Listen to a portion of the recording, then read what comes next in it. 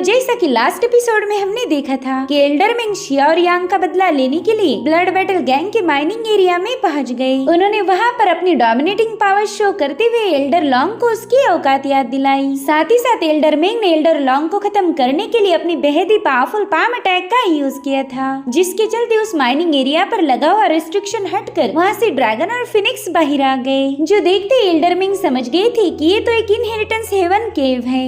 अब आगे तो इस एपिसोड की शुरुआत उसी सीन से होती है जहाँ पर इनहेरिटेंस केव ओपन हो गई थी, जो देखकर ब्लड बैटल गैंग का लीडर सोचता है कि मैंने तो कभी सपने में भी नहीं सोचा था कि ये जगह इतनी ज्यादा स्पेशल होगी। अगर ये हमें अकेले ही मिलती तो हमारे सेट का काफी ज्यादा फायदा हो जाता, मगर अब तो लिंगशाओ पवेलियन और फिंगयुन टावर को ऑलरेडी इसकी खबर मिल गई है, तो मैंने जल्दी से यहाँ के ट्रेजर्स को हासिल कर लेना चाहिए। लेकिन उतने में ही हुमान देखते कि वहाँ पर तो लिंगशाओ पवेलियन और फिंगयुन टावर के लोग पहुँच चुके हैं। हुमान तो इन एल्डर्स को देखकर काफी ज्यादा हैरान था, इसलिए गुस्से में कहने लगा कि ये मेरे ब्लड बैटल गैंग का माइनिंग एरिया है, इसलिए बिना मेरी इजाजत आप लोगों को यहाँ आना सही नहीं होगा। जिस पर फिंगयुन टावर का लीडर कहता है, अरे हुमान तुम इतना परेशान क्यों हो रहे हो, देखो हम लोग कई सालों से पड़ोसी हैं, अगर तुम्हारे यहाँ पर कुछ अच्छा या बुरा होता है तो हम लोग यहाँ जरूर आएंगे। भाई पड़ोसी तो इसी काम के लिए होते हैं। अरे हमारा तो छोड़ो, यहाँ पर तो लिंगशाओ के लोग भी आ चुके हैं। तभी लिंगशाओ का एक्टिंग लीडर बताने लगा कि हमने ड्रैगन और फिनिक्स की पावर्स को यहाँ से रिलीज होते हुए देख लिया था, तो मेरे ख्याल से ये जगह जरूर से काफी ज्यादा स्पेशल होगी। शायद इस अंडरग्राउंड केव में काफी सारे पावरफुल ट्रेजर भी मिल सकते हैं, मगर आप सभी को ये बात तो पता ही होगी कि ट्रेजर जितना पावरफुल होगा उस पर उतना ही ज्यादा प्रोटेक्शन लगा रहता है, यानी कि यहाँ पर काफी ज्यादा खतरा होगा। तो चलो अब बात करते हैं ब्लड बैटल गैंग की। देखो हम सबको पता है कि तुम्हारी ब्लड बैटल गैंग के पास ज्यादा डिसाइपल्स नहीं है, और अगर इस ट्रेजर को हासिल करने के चक्कर में वो भी मारे गए तो तुम्हारा फैक्शन में टीमें मिल जाएगा। तो क्यों ना हम तीनों फैक्शंस मिलकर इस मुद्दे को डिस्कस करें, हम एक साथ इस केव को एक्सप्लोर कर सकते हैं। लेकिन हुमान इसके लिए राजी नहीं होता, वो कहता है कि ये तो मेरे ब्लड बैटल फैक्शन का माइनिंग एरिया है, तो भला मैं मेरी माइनिंग एरिया का एक्सेस तुम्हें क्यों दूं? साथ ही साथ इस केव को मेरी फैक्शन के एक्सपर्ट ने अनलॉक किया है, तुम लोगों को तो इसमें कोई शेयर ही नहीं था, इसलिए जल्दी से यहाँ से दफा हो जाओ। यहाँ के सारे ट्रेजर पर बस मेरे ही ब्लड बैटल गैंग का अधिकार है। उतने में ही एल्डर मिंग कहने लगे कि ये तो एक इनहेरिटेंस केव है, जिस पर एक बहुत ही स्ट्रॉन्ग फॉर्मेशन लगा हुआ था। मेरे पाम अटैक की हिट होने के बाद ही वो रेस्ट्रिक्शन हट गया था, इसलिए मत बोलो कि इसमें हमने कोई सपोर्ट नहीं किया। अब थोड़ी देर में वहाँ पर लिंगशाओ पवेलियन और फिंगयुन टावर के सारे डिसाइपल्स को बुलाया जाता है। मीनवाइल ये तीनों फैक्शंस के एल्डर इसी मुद्दे को डिस्कस कर रहे थे कि यहाँ गड़े ट्रेजर को किस तरह से डिस्ट्रीब्यूट करना चाहिए। साथ ही साथ सभी डिसाइपल इसके लिए काफी ज्यादा एक्साइटेड थे, क्योंकि पावरफुल ट्रेजर हासिल करने का ये उनके पास एक बेहतरीन मौका है। अब इन तीनों फैक्शन ने अपने अपने पावरफुल डिसाइपल्स को नीचे भेजा था ताकि वो केव का मुआयना कर पाए, जिसमें लिंगशाओ पवेलियन की शुयान भी शामिल है। वो अपने सीनियर्स को केव की सारी सिचुएशन के बारे में इन्फॉर्म कर रही थी, और उतने में उसका भाई सुमो अपने दोस्तों के साथ वहाँ पर आ जाता है। वो तो आते ही यांकाई के पास चला गया, उसे यांग से यहाँ मिलने की बिल्कुल भी उम्मीद नहीं थी।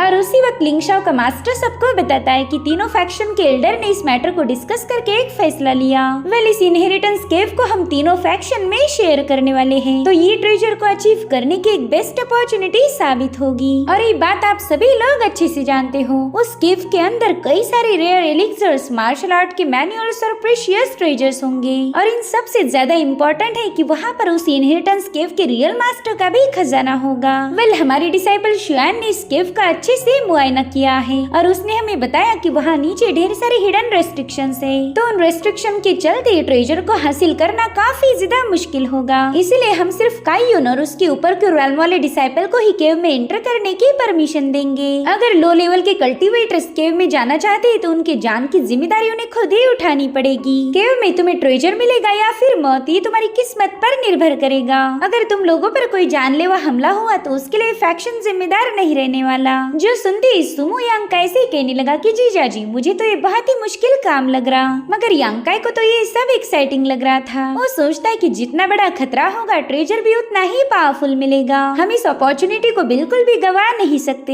वहीं पर एल्डर कहती कि देखो मैंने तुम लोगों को सारी सिचुएशन समझा दी है, तो बताओ इस केव में जाने के लिए कौन कौन तैयार है। तो सबसे पहला होंगचन ही सामने आकर कहने लगा कि सीनियर भले ये केव काफी ज्यादा खतरनाक है, मगर मुझे तो ऐसे ही खतरों से खेलना पसंद है, इसलिए मैं उस केव को एक्सप्लोर करने के लिए तैयार हूँ। उसकी बातें सुनकर एल्डर तो काफी ज्यादा खुश हो गया, वो कहता है वाह मेरे शेर, मैं जानता था तू ही सबसे पहले आगे आएगा। वहीं दूसरी तरफ फेंगयुन टावर का लीडर कहता है कि ये इलाका ब्लड बैटल फैक्शन के अंडर होने के बावजूद भी वो लोग हमारे साथ ट्रेजर बांटने के लिए तैयार हो गए, तो क्यों ना हम भी उन्हें एक अच्छा सा मौका दे। मेरे ख्याल से ब्लड बैटल गैंग के डिसाइपल को इस सबसे पहले केव में जाने दिया जाए ताकि उनके पावरफुल ट्रेजर को हासिल करने के चांसेस और ज्यादा बढ़ जाएंगे। और फिर उनके जाने के बाद ठीक 3 घंटे के बाद हम लिंशा और फेंगयुन टावर के डिसाइपल्स को नीचे उतारेंगे। जो सुनते ही हुमान भड़क गया। वो कह रहा था कि मैं अच्छे से जानता हूँ तुम लोग बस मेरे साथ ट्रिक्स खेलकर खुद फायदा उठाना चाहते हो। ये केव खतरनाक रेस्ट्रिक्शन और अजीब अजीब ट्रैप से भरी पड़ी है और तुम चाहते हो कि मैं अपने डिसाइपल्स को वहाँ पहले भेजूं ताकि वो लोग बुरी मौत मारे जाएं और फिर वो सारे ट्रेजर तुम्हें मिल जाएंगे।